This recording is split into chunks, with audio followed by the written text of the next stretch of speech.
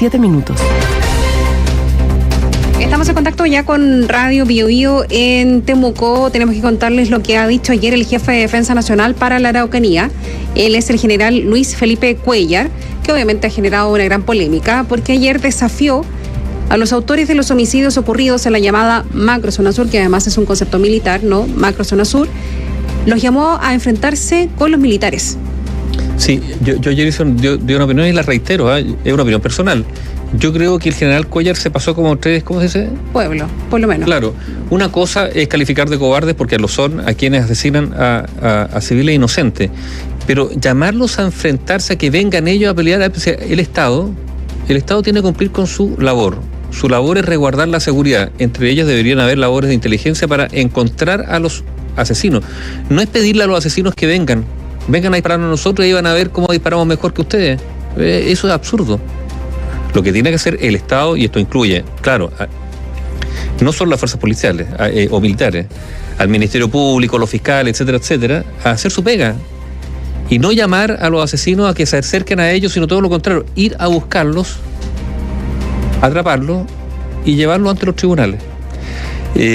Bueno, todas estas declaraciones se dan porque ustedes saben lo que ocurrió anteayer, ¿no es cierto? 2 hechos de violencia, un joven asesinado en la provincia de Arauco. Todo indica que en una faena forestal ilegal, o sea, algunos se presumen que podría ser incluso una disputa territorial para ver quién se queda con ese lucrativo negocio en esa área, el negocio de la madera robada, millones de dólares.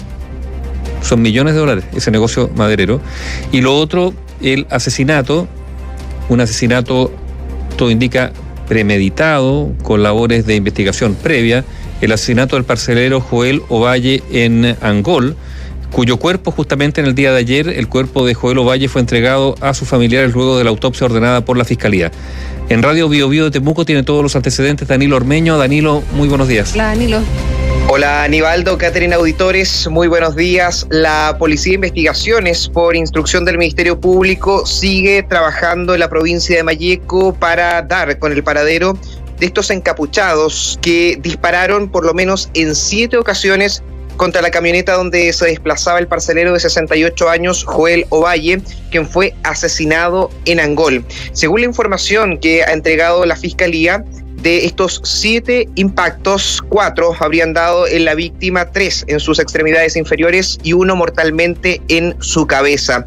Tras una sesión extraordinaria que se efectuó ayer en la delegación presidencial acá en Temuco del Comité Policial, hubo distintas declaraciones del coordinador de seguridad para la Macrozona Sur, Pablo Urquizar, también de otras autoridades locales, pero llamó la atención también, y ya lo decían ustedes, la declaración del jefe de la Defensa Nacional para la zona, el general Luis Felipe Cuéllar, quien advirtió que cuando actúen contra los autores de estos hechos de violencia habrá bajas, desafiándolos incluso a enfrentarse con los militares. Escuchemos. Nosotros no somos policías, somos una parte de las Fuerzas Armadas, somos una fuerza entrenada para combatir en la guerra. O sea, nosotros nos disparan, nuestra gente que no usa munición de fogueo va a emplear su arma, va a identificar blancos y van a haber bajas. Eso es una realidad, van a haber bajas. Y por eso que les digo, y les repito enfáticamente, que aquí hay gente cobarde que mata a civiles desarmados. ¿Por qué no se enfrentan con nosotros? Los invito. La Policía de Investigaciones ha desarrollado diversas diligencias, ha empadronado a algunos testigos. Va a ser clave también el testimonio que entregue el acompañante de Joel Ovalle, quien afortunadamente no resultó con lesiones graves, pero pudo observar cuál era el actuar de estos encapuchados que atacaron a Joel Ovalle y le causaron la muerte. El vocero del Ministerio Público acá en la región de la Araucanía, Miguel Rojas, confirmó que el fiscal de alta complejidad, Carlos Bustos, que es el mismo que está indagando actualmente el homicidio de 3 funcionarios policiales, él fue el que quedó a cargo de esta indagatoria.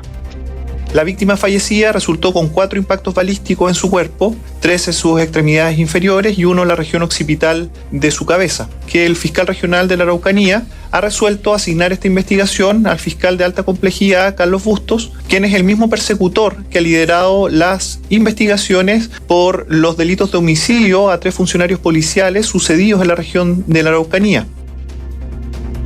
Esta ola de violencia, tú lo decías, Nivaldo, Catherine, respecto al homicidio que ocurrió en la región del Biobío, también acá en la Araucanía, ha generado diversas reacciones políticas también acá en la zona. no muy distinto al diagnóstico que se ha hecho en ocasiones anteriores respecto a la deficiente materia de seguridad que se está abordando el tema acá en la zona. Fue consultado por Radio Bio Bio el gobernador Luciano Rivas, dijo que el gobierno de Gabriel Boric tiene un duro trabajo acá en la macro zona sur, considerando, dijo, la crisis de seguridad que se vive en todo el país, principalmente acá en la región de la Araucanía, que ya se vive hace varios años. El asesinato que se cometió ayer es imperdonable. La verdad que este nivel de violencia que lamentablemente hemos venido reclamando al gobierno central, lamentablemente se mantiene. Se está fallando con la seguridad, estamos en una crisis de seguridad a nivel nacional, pero lo que se está viendo a nivel nacional, nosotros en la Araucanía lo venimos viendo hace muchos años. Incluso el presidente electo Gabriel Boric, a través de su cuenta en Twitter, se refirió a esta situación. ¿Qué dijo el presidente electo? Nos entristece y condenamos los asesinatos de César Millagual y Joel Ovalle. Nos preocupan los ataques violentos y las víctimas que ha dejado este conflicto. Para avanzar hacia la paz y seguridad necesitaremos la voluntad de todos y todas. Pondremos lo mejor de nosotros en esta tarea. Además, el presidente acá en la Araucanía de la multigremial, Patricio Santibáñez, aseguró que estos hechos demuestran que hay grupos armados, violentos, que están operando en la zona sin medir las consecuencias, por lo que dijo es muy relevante que se pueda mejorar el actuar de las policías y también perfeccionar el actuar de las fuerzas militares. Todo esto en medio del estado de excepción constitucional que está vigente en el Biobío y la Araucanía. Lo que ratifica que existen grupos que tienen el poder y la decisión de matar a las personas que ellos decidan. Basta de delincuencia, basta de violencia. Necesitamos autoridades que den la cara, que enfrenten los problemas. Necesitamos acuerdos políticos para reforzar las policías, perfeccionar el estado de emergencia. Como es común en este tipo de hechos, el gobierno a través de la delegación presidencial presentó una nueva querella por el delito, en este caso de homicidio calificado por Joel Ovalle, que se suma a otra presentada en las últimas horas por un ataque que sufrió Carabineros en la provincia de Malleco, en la zona norte de la Araucanía, por los delitos de homicidio frustrado y receptación de vehículo motorizado. Ayer, por instrucción del Ministerio Público, el Servicio Médico Legal realizó la autopsia de rigor al cuerpo de Joel Ovalle para entregar también una causa específica de muerte, que se presume también habría sido este impacto de bala que afectó a la cabeza de la víctima. El cuerpo de Joel Ovalle fue entregado a sus familiares, fue trasladado a Estangol, donde se espera que ya comience su velatorio y posterior funeral. Catherine Nivaldo. Sí, uno podría decir muchas cosas. A ver, lo primero, tuit ayer del presidente electo a las 5 de la tarde. Se demoró más de 24 horas en reaccionar Gabriel Boric, el presidente electo. Más de 24 horas. Yo no sé si, ¿le importó realmente lo que ocurrió? ¿O se vio empujado a reaccionar porque su silencio era revelador? 2, este es el fracaso de varios gobiernos, de todas maneras, y hay un acostumbramiento grave, porque nos centramos en los hechos puntuales, pero ¿cuántos agricultores están siendo amenazados? O sea, hace unos días atrás comentábamos que hay un plan que se llama cosecha segura en la región de la Araucanía. O sea, el Estado tiene que mover recursos policiales para permitir que los agricultores puedan cosechar. ¿Por qué? Porque están amenazados, porque se le exige un peaje. Esto ocurría, por ejemplo, hagamos un símil, digamos, en las zonas controladas por la guerrilla en Colombia, que exigían un peaje y el narcotráfico también. O sea, pagar para poder hacer su labor. Lo otro, sí, el gobierno presenta querella, un gesto a esta altura no simbólico, porque realmente se espera que se investigue, pero la ineficiencia investigativa y de inteligencia para dar con los responsables de este hecho de violencia es significativa también. Y la autoridad podrá decir, mira, este año tenemos tantas causas iniciadas, detuvimos a tantas personas, pero se condice el aumento, eventualmente, si es que existiera, de detenidos con el aumento de los hechos de violencia. Yo creo que el porcentaje de hechos de violencia sube mucho más que las personas detenidas. ¿Cuál es la sensación, Danilo, de la gente que vive allá? Porque estamos hablando de los agricultores, estamos hablando de las personas que viven, que tienen que trasladarse, que a partir, me imagino, que determinada hora lo hacen con temor. ¿Qué dice la gente? No, la sensación de inseguridad sigue presente acá en la región de la Araucanía. A ver, lo han dicho las autoridades y han aprovechado también esta consulta ciudadana que organizó la gobernación regional en su momento para determinar si es que la ciudadanía estaba o no a favor de mantener el estado de excepción constitucional. Mayoritariamente, y era de esperar que justamente era la opción que iba a decidir la mayoría de las personas que votaron, que era mantener justamente estado de excepción. Para ser justo, efectivamente, si miramos las cifras duras, han disminuido, por ejemplo, la ocupación de terrenos. Eso es un hecho y así lo han determinado las personas, pero hay también un dato mañoso, digámoslo así, respecto a las personas detenidas. Tú lo decías, Nivaldo, no se condice con los ataques incendiarios que siguen ocurriendo, con los homicidios que siguen ocurriendo, y más bien las personas que están detenidas en medio del estado de excepción responde a los distintos controles o patrullajes mixtos que están realizando personal de militar y también las policías en las carreteras, en la ruta 5 Sur, porque nosotros cuando nos desplazamos justamente por esa zona, efectivamente las pasarelas, en puntos que quizás son emblemáticos, en Pailahueque, en Ercilla, en Coyipulli, hay presencia militar, pero más bien los detenidos responden a controles que están realizando en la carretera, no apoyos, por ejemplo, a hechos que están ocurriendo puntualmente al interior, y lo reconocen las propias autoridades. No podemos estar en todos los caminos interiores, hay muchos caminos que no son reconocidos ni siquiera en los mapas, donde efectivamente ocurren hechos de violencia. La sensación de inseguridad se mantiene, si bien hay un apoyo mayoritario a mantener estado de excepción, los hechos siguen ocurriendo y la sensación de inseguridad sigue presente acá en la zona, y los hechos son evidentes y están a la vista que siguen ocurriendo. ¿Y qué va a ocurrir? Porque el nuevo gobierno no va a prorrogar el estado de excepción. Ya lo dijo ayer Gabriel Boric en la reunión con los dirigentes de Chile Vamos. No va a haber estado de excepción, no se va a prolongar.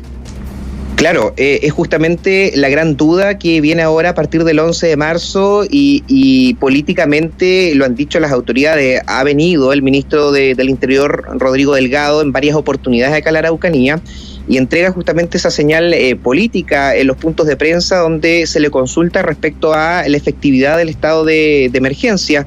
Él incluso ha deslizado la opinión de que Gabriel Boric debe tomar esta medida que ha adoptado el gobierno en los últimos 2-3 meses y debe mantenerla. Ahora va a ser importante de qué manera Gabriel Boric va a enfrentar este problema. Incluso ya han habido emplazamientos directos al presidente electo para que visite la zona y aborde personalmente la crisis de violencia que se está viviendo en la macrozona sur, en Biobío y la Araucanía.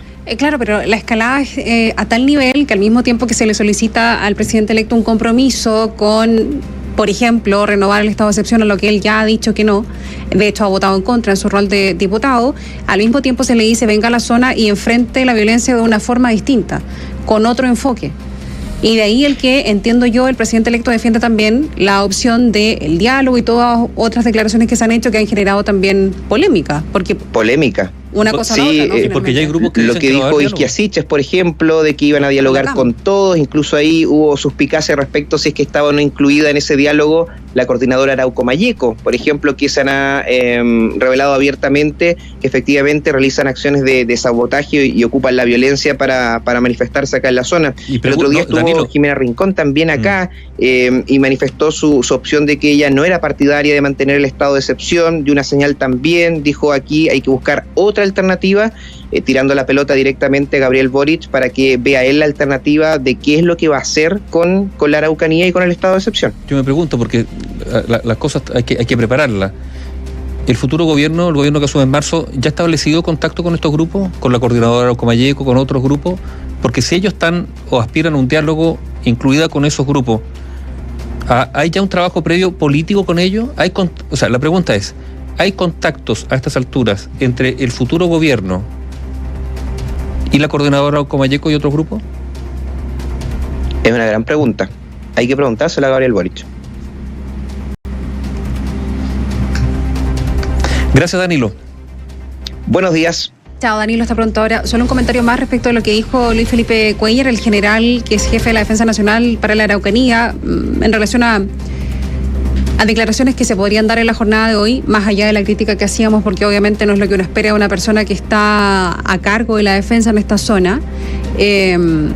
viendo además la escalada de violencia que estamos viendo a diario, que estamos retratando a diario, porque ¿qué puede esperar hoy uno después de esta declaración? Las palabras se las lleva el viento. O sea, a ver, si a las autoridades uno tiene que juzgarlo no por lo que dicen, sino por lo que hacen. Ahora, efectivamente, ellos no tienen una labor policial. Eso lo comparto con el general, pero tampoco tienen que andar buscando o llamando, haciendo este llamado. No, es absurdo. Pero aquí hay un fracaso del Estado, y en el fracaso del Estado se incluye a las policías, al Ministerio Público, a la Fiscalía, a tanto que deberían estar encargados de garantizar algo básico, la seguridad de las personas que viven en esa zona. O sea, aquí el Estado ha fallado uno de los principios, o mejor dicho, de los derechos básicos que tiene un ciudadano, el derecho a la seguridad, que lo tiene que proporcionar el Estado, y no lo ha hecho. ¿Por qué? Está bien. ¿Por qué la gente, en este caso de la macrozona sur, la Araucanía, Arauco, tiene que vivir bajo el temor? Un temor causado por pocos. ¿Por qué? Claro, la gente que vive en la región metropolitana, los dirigentes que viven en Santiago, se abanican, porque no viven esa situación. Y respecto a Joel Ovalle, hay que decir que el homicidio, de ayer el asesinato, es un asesinato premeditado. Y uno podría decir incluso porque no solo después del primer tiro, cuando se detiene la camioneta, después le disparan nuevamente, o sea, lo rematan. Esta es una ejecución. Con labores aparentemente de seguimiento o de investigación o de ciertas labores de inteligencia previas, porque lo emboscan. O sea, habían visto previamente sus desplazamientos, todo indica que esto fue así. Por un grupo, además, un grupo de personas armadas, no es una persona la que lo mata.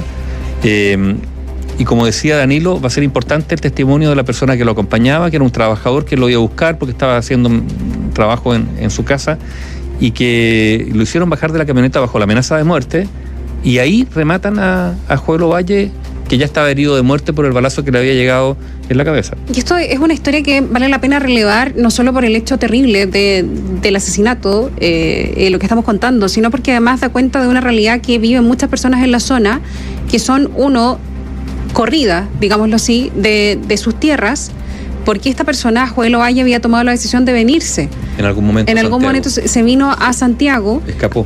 Escapó, efectivamente. Además, él tenía un problema familiar con una enfermedad muy complicada de su esposa, por lo tanto era demasiado estrés, y se vinieron a Santiago. Estando acá, él también se enfermó, porque obviamente no es lo mismo vivir acá que en la Araucanía, o en la zona, o en su casa, finalmente, porque eso era.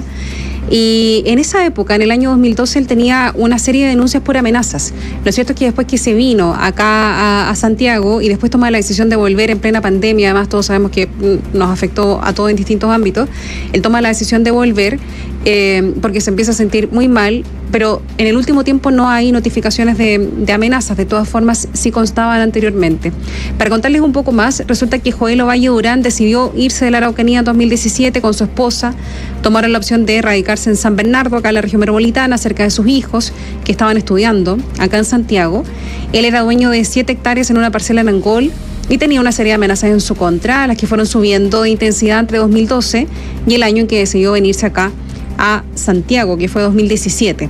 En 2012, por ejemplo, denunció el ingreso de desconocidos a su casa que provocaron daños en su propiedad, y en 2017 una serie de hostigamientos que derivaron en que el Ministerio Público dispusiera medidas de protección a cargo de carabineros en los alrededores de su domicilio.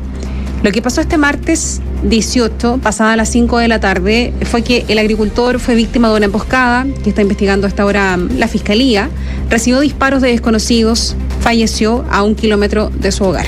Claro, horas antes recordemos que se había registrado el asesinato de este joven en Cañete. Ovalle había pedido medidas de protección en el pasado como presidente de la Junta de Vigilancia al Boyanco. Una parcela, él tenía una parcela de 6 hectáreas. No era un terrateniente, un pequeño predio que le permitía la subsistencia, esa es la verdad. Él había sido, como tú decías, víctima de amenaza, había dicho que él se iba a defender, había llamado incluso a armarse, volvió a este lugar después de haber estado en Santiago, se fue a la Araucanía, decidió alojar donde una hermana, porque estaba reparando su casa, que ya no contaba con medidas de protección ya de carabineros, dado que Alice renunció a ellas. No se acostumbró nunca a Santiago, lo dice Rudo Hurtado, constituyente que conoció a Valle el año 2012. Aquejado por una serie de complicaciones, no podía reparar su casa y su chacra, la parcela 18, y por lo tanto necesitaba ayuda. Y contactó a un trabajador de la zona para que le ayudara a las faenas, especialmente en el tendido eléctrico. Que es este trabajador el que finalmente es un testigo clave de lo que fue este atentado. No podía avanzar, estaba muy frustrado porque no podía acelerar el trabajo para poder volver a vivir en su casa, y en eso estaba, en intentar acelerar los trabajos el martes de la tarde, cuando fue a buscar al maestro que lo asistía. Joel Ovalle se había trasladado hasta Coyipulli para ir en búsqueda de esta persona, el técnico eléctrico, que resultaría finalmente ser la última persona que lo vio con vida. Claro, y a las 5 de la tarde, cuando viajaban en la camioneta de Ovalle, cuando viajaban los dos, este grupo de desconocidos lo emboscó y les disparó. Terminó herido este agricultor, que murió más tarde en el hospital de Angol. El eléctrico resultó ileso, choqueado. ¿Qué es lo que contó? Que faltaba 1 kilómetro para llegar a la casa de Ovalle, sintieron un ruido, un disparo. No se sabe, este técnico dice que no se dieron cuenta de que lo seguían, si es que lo seguían. Lo que está claro es que llegó un balazo en una curva, este balazo alcanzó en la cabeza a Ovalle, que se desvaneció, se detuvo la marcha, y una cantidad indeterminada, dice este eléctrico, de encapuchados abrió la puerta y lo obligó a bajar y a huir de la camioneta, amenazándolos de muerte. Y cuando escapaba sintió 4 disparos más, que son los disparos con los que intentaron rematar, ya estaba herido de muerte, Joel Ovalle. Claro, una vez que salieron los vecinos del sector para ver qué era lo que había pasado finalmente, él decidió volver al lugar y encontró a quien lo estaba contratando con 4 balazos en el cuerpo. Hay hipótesis, obviamente, de investigación. La principal es que es un ataque selectivo por los antecedentes, por amenazas que mantenía Joel Ovalle, que ya les contábamos. La Fiscalía de la Araucanía y la Policía de Investigaciones están buscando antecedentes que puedan vincular estos ataques del pasado con la persecución y el homicidio de Joel Ovalle. Y le recordamos que en esa misma jornada hubo otro homicidio, el de un joven que estaba participando de una faena forestal, arriba de un Skyder. Ahora, no hay ninguna faena legal en ese sitio autorizada, por lo tanto se presume que haya sido una faena ilegal, robo de madera, y que haya sido atacado por otro grupo que se disputa el territorio para realizar ese lucrativo negocio. Ayer habló el gobierno y apuntó a la eventual responsabilidad de la resistencia mapuche lafkenche en la muerte de este joven. Yo no sé de dónde saca esa información el gobierno. Y fíjate que las autoridades locales no quisieron hablar mucho de la probabilidad de que esto también se circunscribiera efectivamente al lucrativo negocio y mafioso negocio del robo de la madera. Recibió un disparo, murió en la provincia de Arauco este joven de 22 años. Y en la Cámara de la Producción y Comercio en el Biobío están llamando al presidente electo Gabriel Boric y a quien será su ministro o ministra del Interior a visitar también esta zona conocida como la macrozona sur. Oscar Valenzuela nos informa. El Ministerio Público ya investiga la muerte de César Millagual, joven de 22 años, que recibió un disparo por la espalda mientras estaba realizando faenas forestales en el sector de Butamalal, en la comuna de Cañete. Esto luego que cerca de 10 encapuchados irrumpieran en el lugar. Según explicó el encargado de la macrozona sur de seguridad, Pablo Urquizar, sería la resistencia mapuche lafkenche la que estaría detrás de este hecho de violencia. Agregó que esta agrupación opera en el territorio y que se financia con el robo de madera. Sabemos y tenemos claro quiénes operan en esos lugares. ¿Y quiénes operan en ese lugar? Precisamente una orgánica que conocemos, la resistencia mapuche lafkenche. Y es la resistencia mapuche lafkenche la que tiene como modo de financiamiento el robo de madera, y es en ese sentido que estamos haciendo todas las diligencias posibles. Por otro lado, el presidente de la Cámara de la Producción y el Comercio en la región del Biobío, Álvaro Ananías, llamó al presidente electo Gabriel Boric y a quienes sean sus ministros de Interior y Defensa a trasladarse a la zona. Es por eso que por segunda vez le solicitamos al presidente electo que venga a nuestra región con los nuevos y futuros ministros de orden, de seguridad, de interior, de defensa, y podamos ver en conjunto aquí con los actores de nuestra región qué líneas de trabajo se van a tomar para poder restablecer el Estado de Derecho y la paz en nuestra zona. Mientras que el alcalde de Lebu y presidente de Arauco 7, instancia que agrupa a las comunas de la provincia de Arauco, espera que el gobierno de Boric pueda tratar el problema de la violencia de otra manera. Sin embargo, fue enfático en que no se dialoga con delincuentes y que si es necesario, se debe usar la fuerza pública. es que el próximo gobierno haga las cosas distintas, se escuche más al territorio, se escuche más a los actores sociales, se escuche más a las víctimas, se repare, se haga justicia, pero sobre todo se entiendan de que este conflicto no se soluciona solo con la fuerza, no solo con la fuerza. Eso no quiere decir de que no debe aplicarse fuerza. Con los delincuentes no se dialoga. El encargado de la macrozona evitó relacionar, eso sí, los hechos a la eventual extracción de robo de madera de un sitio no autorizado, lo que dijo también es parte de la investigación, y pidió enfocarse en el asesinato del joven de 22 años, César Millagual.